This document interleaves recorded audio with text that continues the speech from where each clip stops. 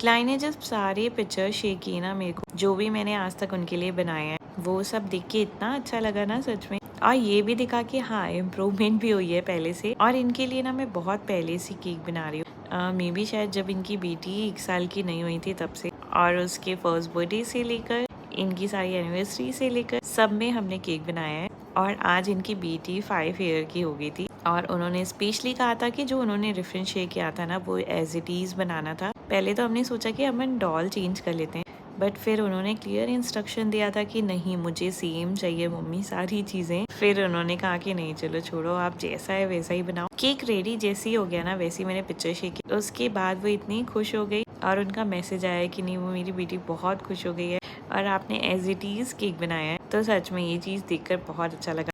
Last में मैंने कुछ गोल्डन पर्ल्स भी लगाए थे। बाकी तो अब आप बताएंगे कि आपको ये केक कैसा लगा। वीडियो अच्छी लगी तो चैनल को सब्सक्राइब करें, वीडियो लाइक और शेयर करें। Thank you.